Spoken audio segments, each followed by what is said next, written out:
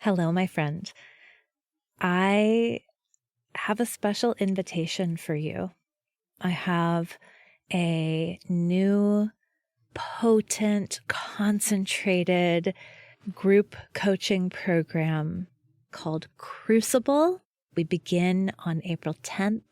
You can go check out timewitchery.com/crucible, and I'm going to tell you all about it at the end of the show. So if you're interested, stay tuned. So I think there's an opportunity for a really deep and refreshing honesty around, okay, it's true. There are power issues in co-creation and in collaboration. So how can we be mindful of them? How can we respect them? How can we name them? Be transparent about them. Yes. Really talking about how we're feeling. So even with Natalie and I, when we're collaborating, we're on Voxer and I'm like, I know I'm feeling a little stressed. You might be too, but we're going to do this. Yeah, exactly. Right. Or we'll say listen, I didn't have this in me. Or I will say, you know what? I think this whole section is just too much. Let's let it go. Right. Yeah. So it is about that kind of the willingness in the collaboration to be honest and to let that honesty actually also make it better.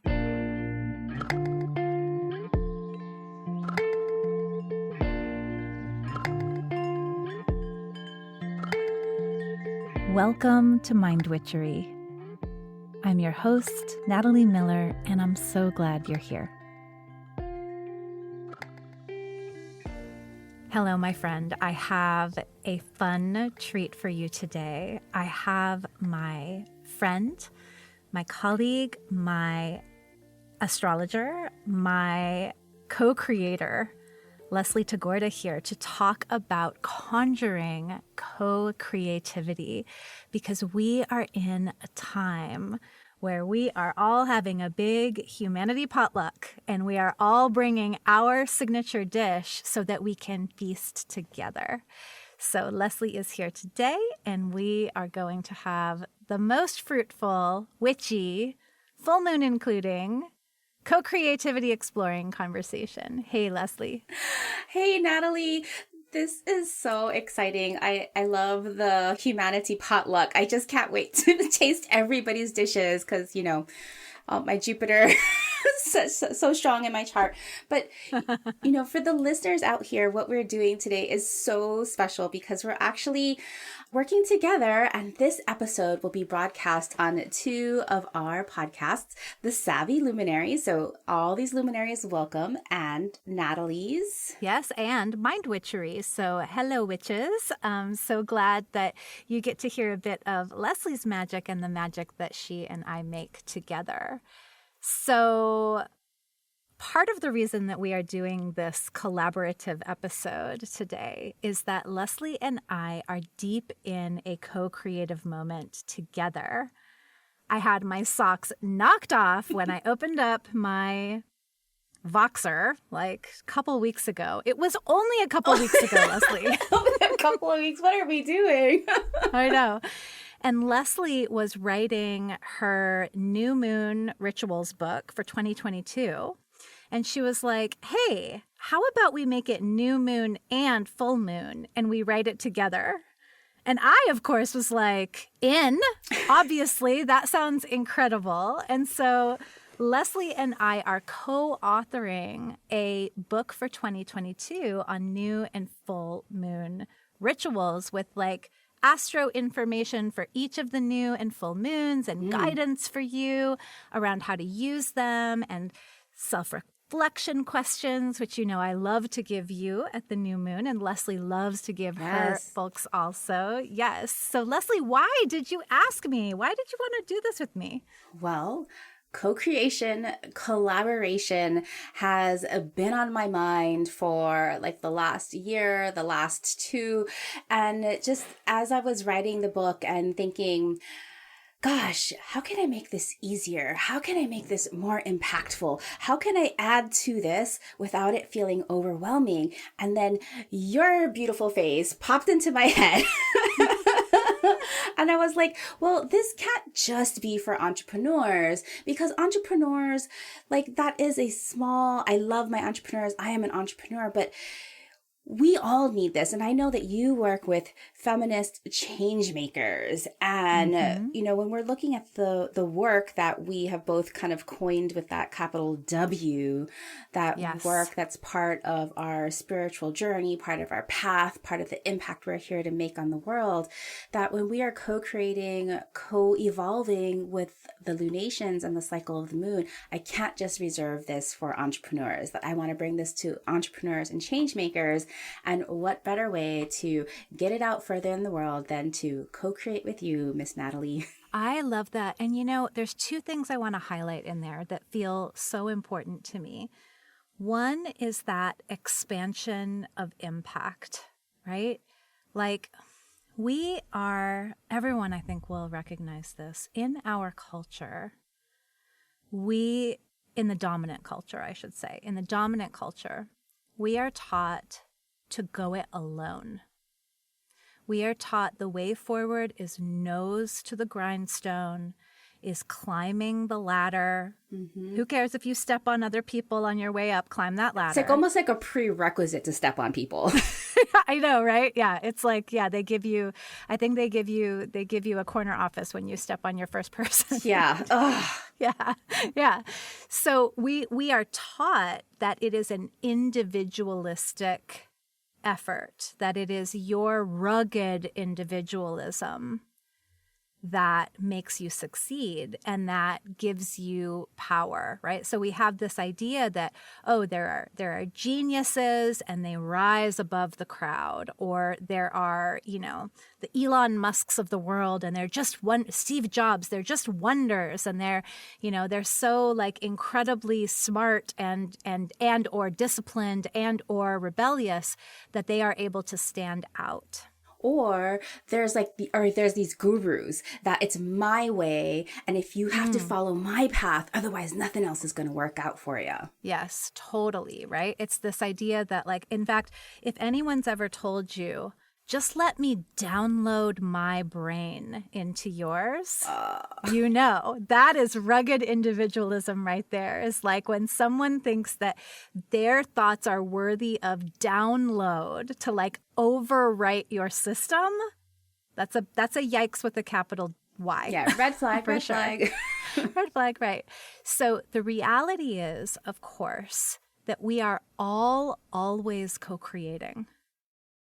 The reality is that there is not any human who could or does exist without the support of other humans. Like, period.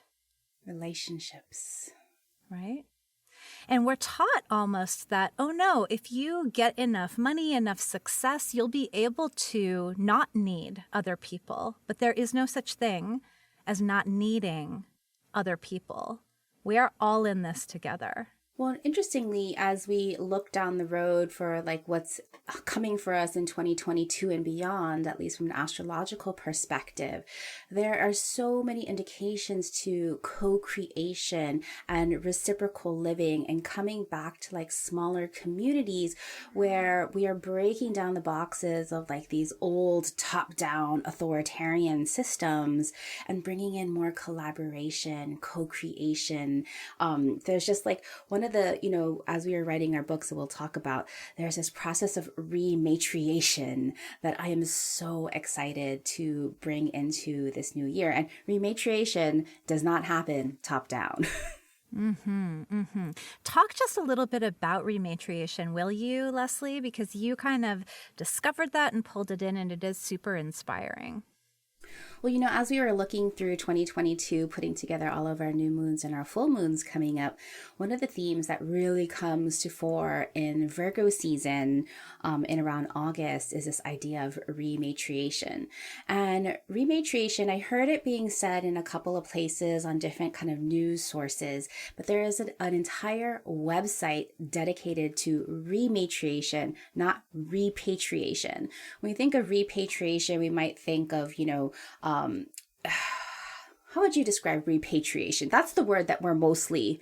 Yeah, patriotizing, right, is sort of saying like, well, what tribe do you belong to? What country do you belong to?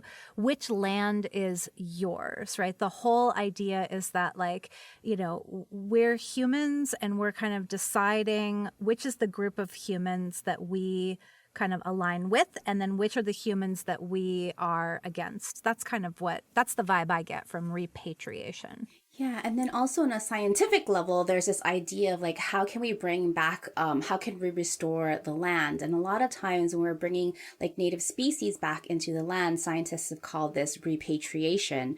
But there's an entire website dedicated to rematriation. So rematriation.com, where rematriation is a powerful word Indigenous women of Turtle Island use to describe how they are restoring balance to the world. It means returning the sacred to the mother.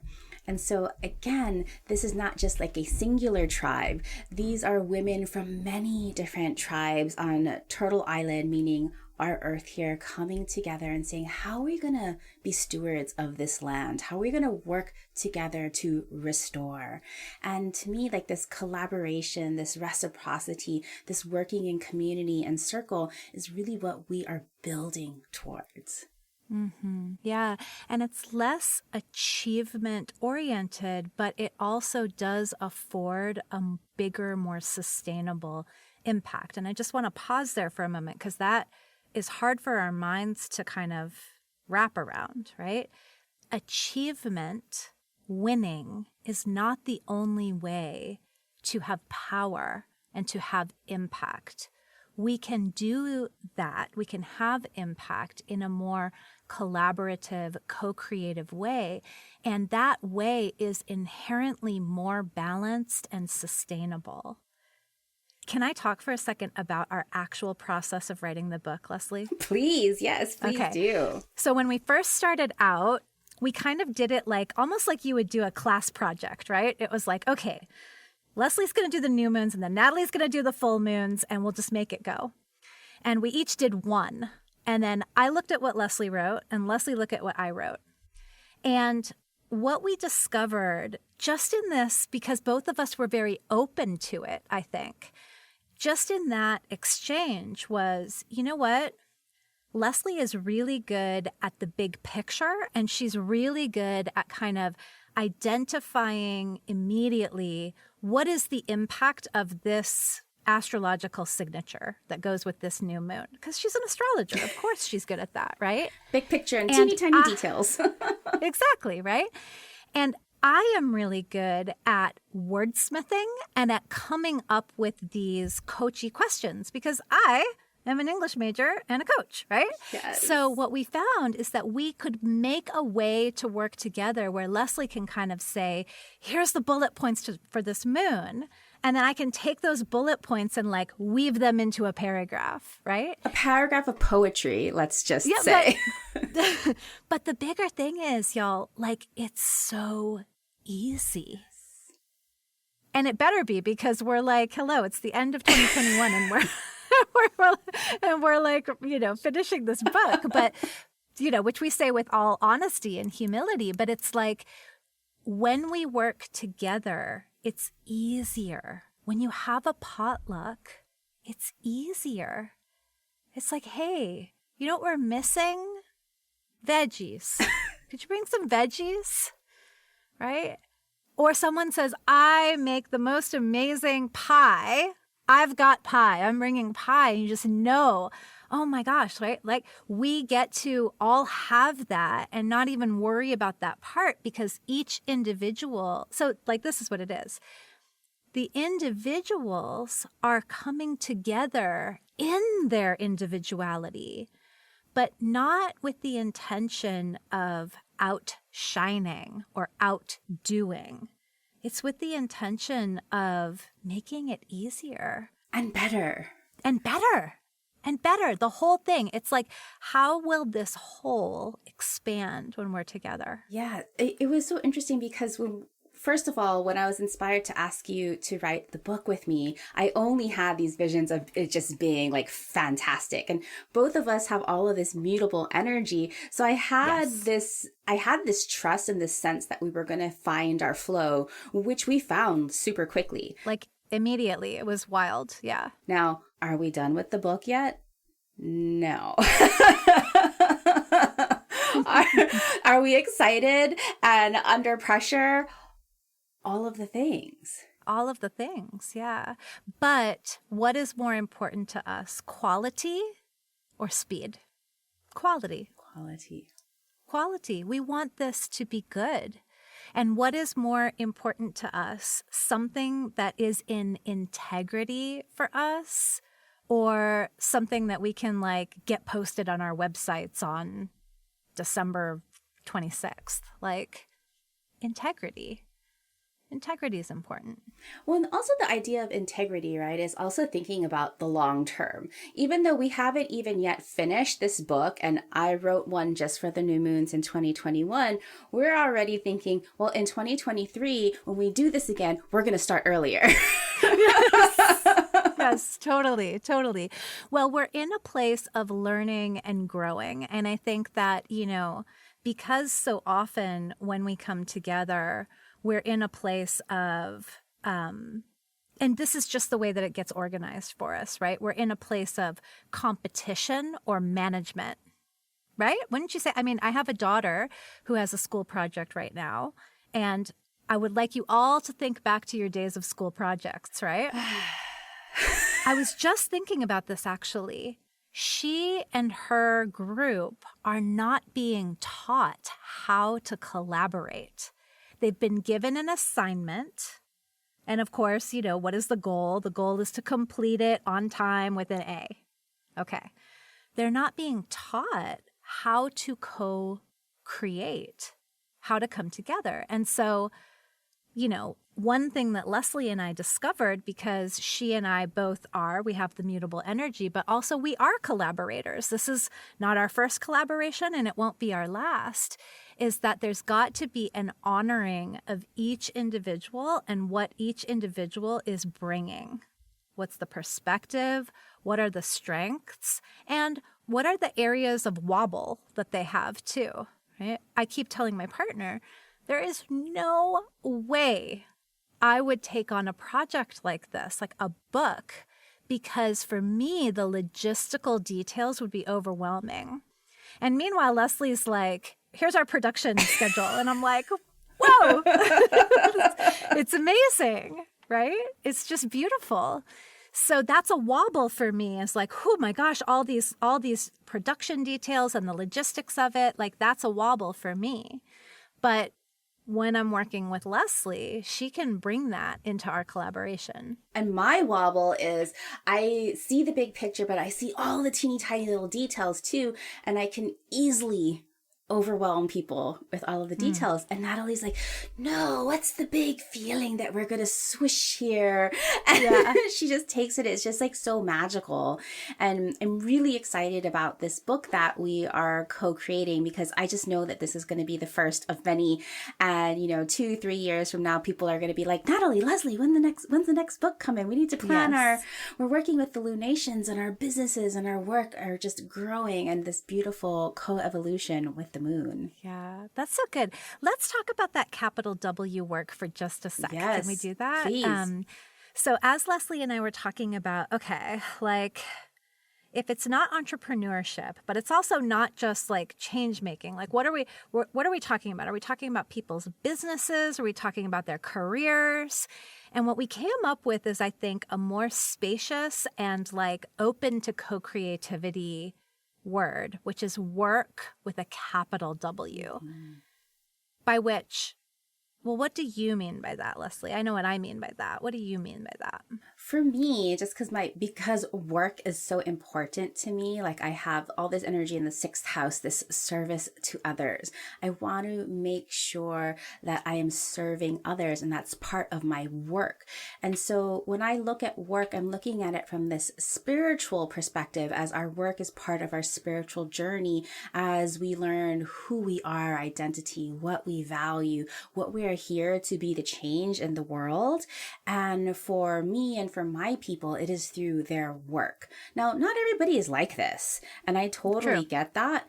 But the people that I know that I am meant to serve, they are also meant to serve others. And it's through this idea of work. And so that's what I mean, like our work that is our purpose on our spiritual journey. Yeah, I love that. And for me, I think work with a capital W really is like, what are you here to give? Like what is your individual contribution? That whole potluck idea. What are you bringing to what is it that your trials and tribulations and your talents and proclivities, that your interests, like this magical mix that you have, what does that create that is yours to give into the collective, right? So it's similar and it's different. Leslie's orienting towards service. I'm orienting toward like kind of that like individual shine that makes us all work together, right? It's they're complementary. They're complementary. It's so beautiful how this all just works out together so well. It does. It does. But to circle back to the group project, right? It works because I'm not trying to be better than you. You're not trying to control the thing. Like we really are looking at, okay, where do I feel best? How does this work? How do we, it really is a vibe thing. How is it easiest for this to unfold? What's most important here? And then we're able to orient together towards those like qualities rather than thinking about like, well, I wrote 50 pages and she wrote 60 pages. And what does that mean? I guess I have to, like there's no counting crap like that. We're in a different realm. And I think to enable co-creativity, we've got to get into that qualitative realm. Like, what is the magic of Natalie plus Leslie? What do we get that way? I don't even want to question it. I don't even want to like look at it or try to like define it too much. It's like one of those things that just like falls in through your fingers when you try to hold on to it. But I think for me, ultimately, not only the reason do I want to collaborate, but the reason why I want to bring this work out into the world is that I see how potent it is working in co-creation and co-evolution with the moon. Like I've personally been using new and full moon rituals in my work and in my business and in my personal life for years. And you too, Natalie, right? Me too, yeah. And it's like for me, because I have listeners who are not necessarily into the astro, which is totally fine. But to have these periodic moments where you pause and you check in, and not just check in with the same questions, although that has its use too, but you check in with some questions that are coming from these bigger, broader influences and are inviting you to look at the world through this lens or that axis or these polarities. That is so incredibly helpful. For me, it helps me become more fully present to where I am. It helps me see more opportunities, helps me see more context. It just helps me see better where I am. I feel like when I'm looking at like the chart of illumination and the different relationships and positions of the different planets in the solar system, I can feel the relationship, the energy of that relationship. And to me, they're always asking us a question. They're asking us to make a decision because one of the things that I look at in astrology is that we are not fated by certain energies, that we actually have a choice and that we can create our own destiny. So I'm always getting curious with what are these planets asking us? And even though the sun and the moon, they are going through the zodiac sign and they're, going through in the exact same order and have the full moons and the new moons all in the same exact order, the different positions of the planets are adding just that little extra spice that gives us other more specific questions that we are meant to work with and to inquire with, like what you said, they're inviting us to hear them and to work with their kind of like little nudges, like, hey, why don't you try this? It's like an ultimate co-creativity, right? Is really what it is. It's like, okay, so here I am and I'm going along in my life and these things are hard and these things are going okay and I'm hopeful about that, but I'm scared about this, right? So here I am. And then there's a moment where I look up in the sky and the moon is so full, it looks like it's hanging there like a peach, or the moon is so like yellow or so red, or there's just a sliver of its crescent. And I get this moment of like, oh, right, I'm a human on planet Earth, and planet Earth has a moon, and the moon is illuminated by a sun. I am part of something so much bigger. And then when we expand with the help of astrologers, like, okay, where are the other planets in the sky? Where's Jupiter? Where's Venus? Like, what else is happening here? And we start to say, okay, let's ask some questions based on how these planets are interacting. That is where the truly co-creative magic happens, because you can take those questions into your own specific hopes and fears and circumstances and stucknesses, and you can get liberating, empowering perspective. It's fucking phenomenal. I love it. Speaking to the choir. It's the best. So let's talk about this full moon in Gemini. Yes. So, as we were thinking about our co-creative process and as we were talking about writing this book that will be released very soon in ebook and then be available, of course, to purchase from your favorite retailers. And we had our last lunation coming up and we're like, we need to talk about this lunation. Because when we're talking about full moons versus new moons, full moons are a time of full illumination where you have the perspective that you need to see, hey, am I where I want to be right now? Or am I not where I want to be right now? And if I'm not where I want to be, why not? What are the things that are blocking me, the things that I haven't committed to? And this full moon, our very last one, a full illumination, the perfect time to reflect back on the last 12 months ahead, behind us rather, so that we can make space for the next 12 months ahead. And with the sun in optimistic Sagittarius, all of the hope and the joy and the possibilities, and then the moon in Gemini saying goodbye to overthinking, goodbye to feeling overwhelmed.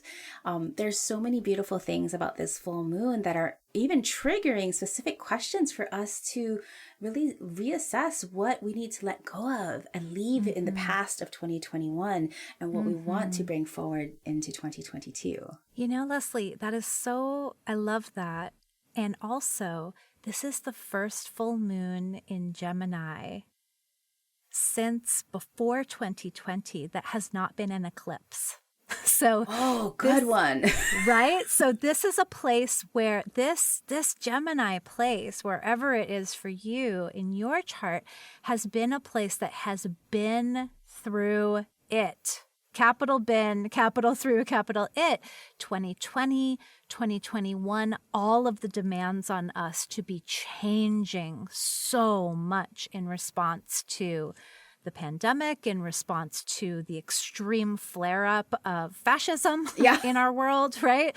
Like, have been asking us to respond. And so this full moon, it does feel like this moment of like, okay, we went through that. How did we grow? What do we want to take with us? What's the strength that we built? What's the freedom that we claimed? Because a lot of people claimed a lot of freedom in those eclipses. And then also, as you said, Leslie, what no longer is working? What do I want to take out of my backpack and leave right here before I continue on my way? Oh my gosh, for sure. Well, how did this work out for you personally, Natalie? Because this full moon, not the eclipse, this is happening for you on your angle, right? At the root of your chart. At the root of my chart, yeah. And for me, it's happening right on the ascendant. And so, like, how did this happen that we are here today and both of our angles are being impacted by this full moon? I know, right? It's sort of like, well, I guess maybe that's part of why we're doing this book together right now. Yeah, totally. Well, for me, so with the full moon at the base of my chart, I mean, really almost exactly at what's called the IC, I am more aware than ever at how important it is for me to take care of my body. Like my home, my body, the root of everything I'm able to do depends on like structural integrity, right? And because my IC is in Gemini, Gemini is mutable air. It's like the most changeable, the lightest. And so I'm definitely a person who can like do all kinds of different things. And right now, what I'm really realizing with the full moon that hanging there, like at the base of my chart, is just like, listen, whatever you're doing, and there's no one right way. I don't think Gemini really likes a one right way. No. Whatever you're doing, though, is so important. We must always check in with body, with home, with environment. So that's what I'm really noticing. What are you noticing with the moon at your ascendant? Yeah, so with the IC at the bottom of our chart with your Gemini, if one of the ways that we can look at like the overwhelm of that Gemini moon is this idea of overthinking. And so for you to affirm it, that and reverse to be an antidote of that overthinking is to embody and to root down into curiosity and that thinking part, just to ground you. For me, in my rising sign, I have to stop overthinking about how to be a leader. And so I'm a Gemini rising. This full moon will be like 5 degrees away from my ascendant.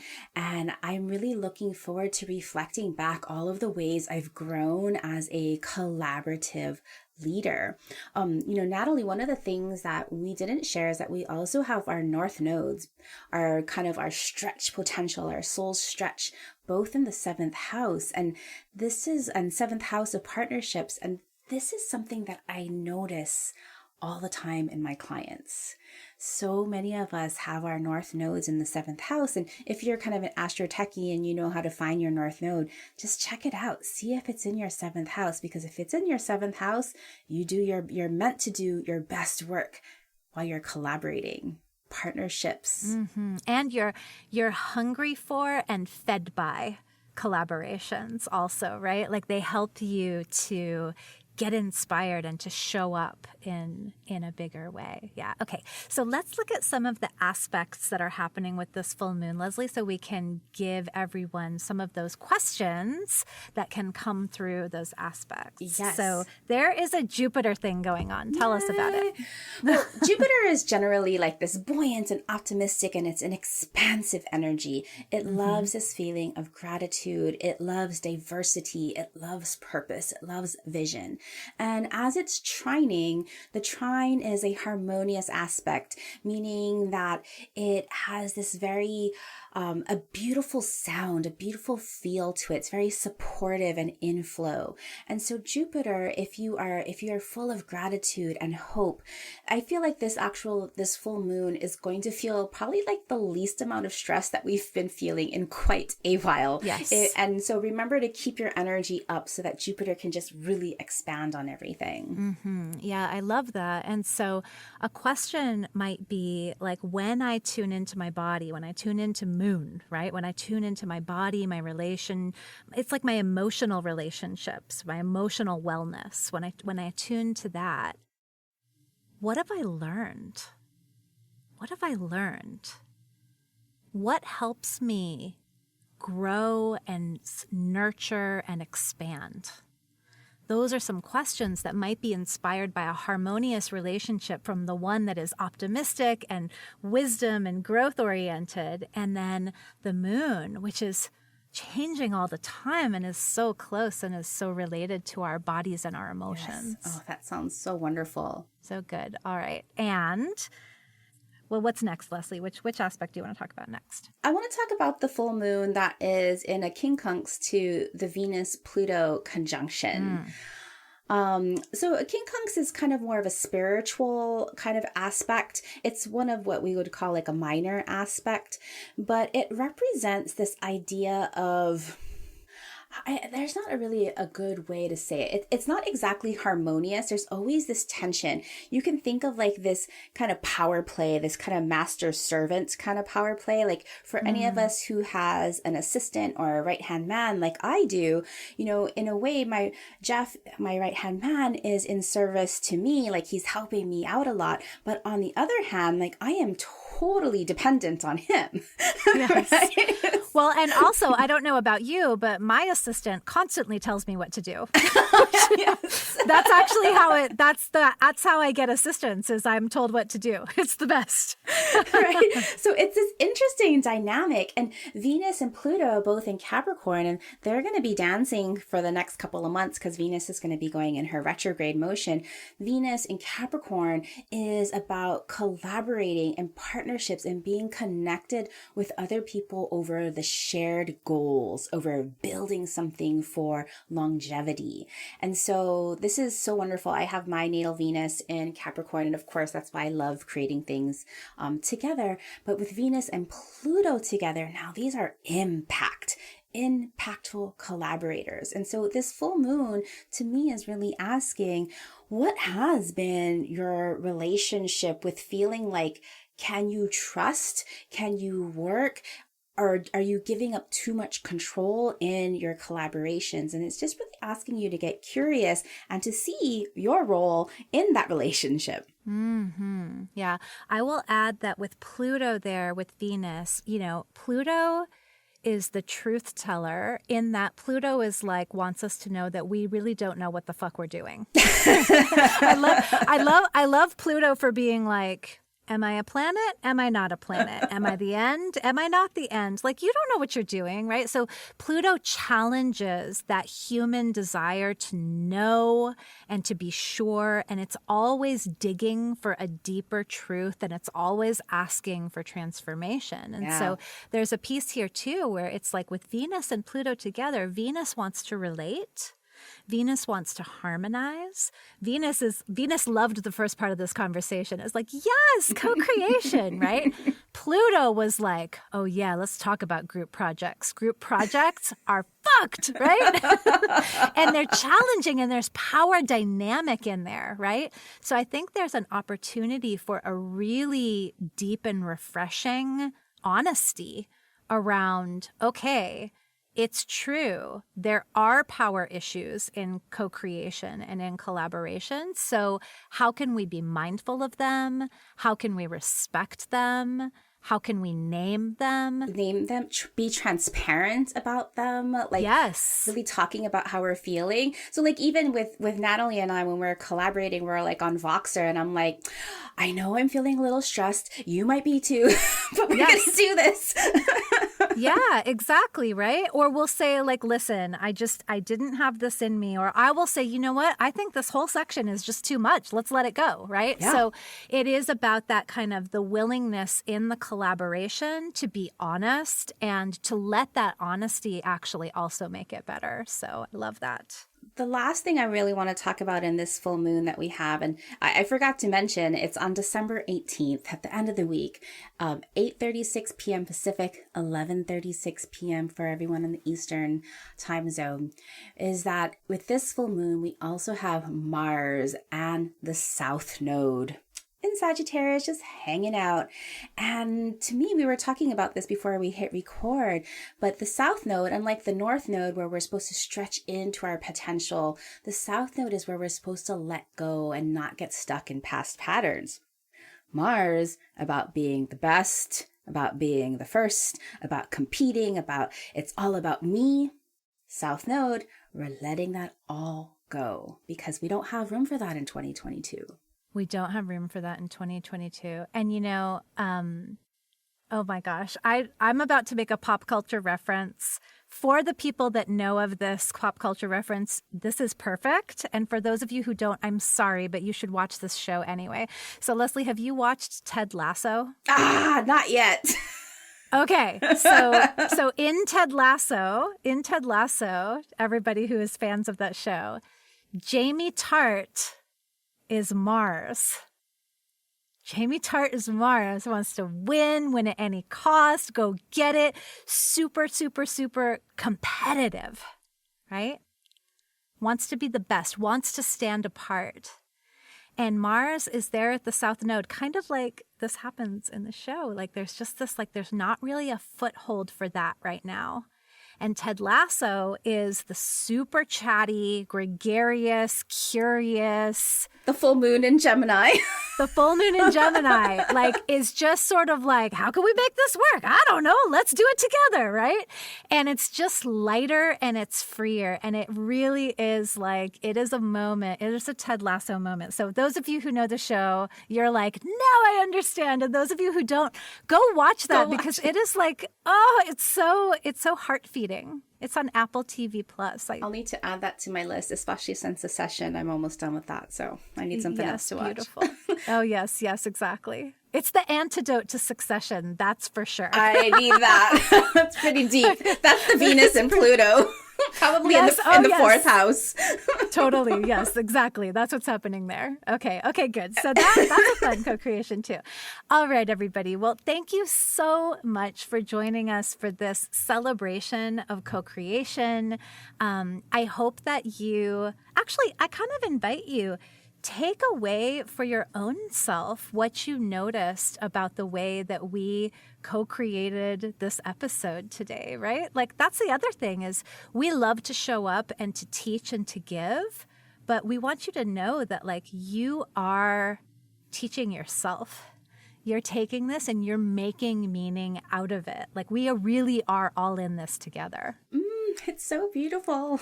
I love it. It's so beautiful. All right. So let's see, Leslie, do you want to talk a little bit about what's happening for you in 2022? Whew, so many things are happening in 2022. But before we even get to 2022, can we tell people how they can buy this book? Let's do that. All right. So right now, there is only one way to get this book. But there will be multiple ways of getting this book as soon as we finish writing it. So right now, I have a year-end offer called 2022 in the Stars, and it's a strategic and planning tool so you can leverage everything that's coming up for 2022 in your work. And part of that toolkit, part of that bundle is the ebook version of New and Full Moon Rituals for Entrepreneurs and Changemakers, co-authored by myself, Leslie Tagorda, and Natalie Miller. And so if you head on over to my website, thesavvyluminary.com/2022, you can sign up for 2022 in the Stars. And there is also a wait list so that you can order this book when it is available for print. I love it. What do you have coming up for you, Natalie? What do I have coming up? Well, I'm really excited that for those of you who are interested in the book, it will exist in early 2022. So I'm really excited about that. It was funny. My mom was very cute. I told her about it. And this is like, I didn't know I needed this badge on my daughter Girl Scout thing, but write a book apparently was definitely a badge because she was super excited about it. So that will be really fun. And you know, for me in 2022, I've been doing so much one-on-one coaching in 2021, and I'll be shifting my model a little bit to be a more hybridized group one-on-one sort of situation. So I'm really excited to move toward that in 2022. And of course, I have a retreat happening in Taos, which Leslie, that was our first collaboration, is I invited Leslie to come to one of these Taos retreats. So she can attest it is a magical place. Magical. And magic happens there. And do you know, everybody, like by the time you hear this, I think there will be 3 spots left in that retreat, which is... I know. Well, which just tells you it's right on time because lots of people want to come and make magic in the desert. So if you have your hopes set on one, then you should pop right on over to my website, nataliekmiller.com, and scroll to the bottom and say, take me to those questions. And then we'll see what you say about coming to the retreat and maybe talk to you about a spot. Oh my goodness. Well, I know. Natalie, thank you for being on my podcast, The Savvy Luminary. And if you don't already know Natalie, find her on her podcast, Mind Witchery. Yes, exactly. And Leslie, thank you for being on my podcast, Mind Witchery. And if you don't already know Leslie, you should totally check her out at the Savvy Luminary podcast. So cute. Do you see? This is the new phrase that I've really integrated this year. It's feeding two birds with one scone. That's what we do today. We fed two birds. We fed two podcast streams with one episode. We have fed so many birds with this one scone, let's just say. Yes. No, it is a tasty, big-ass scone. A big scone.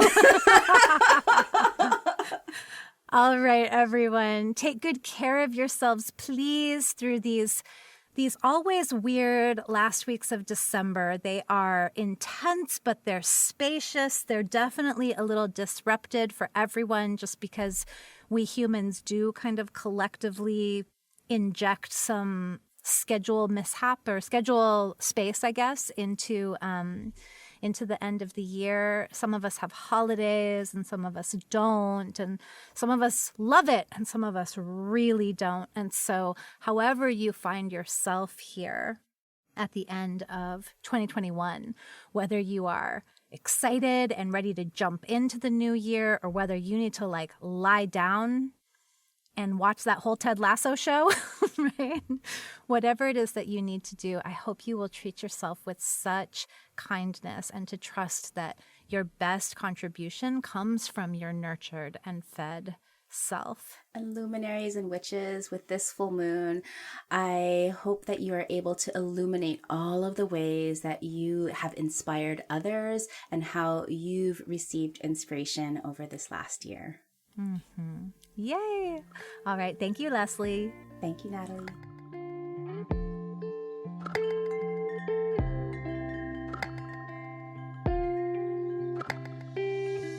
Thank you for listening to this episode of Mind Witchery. To catch all the magic I'm offering, please subscribe to the show.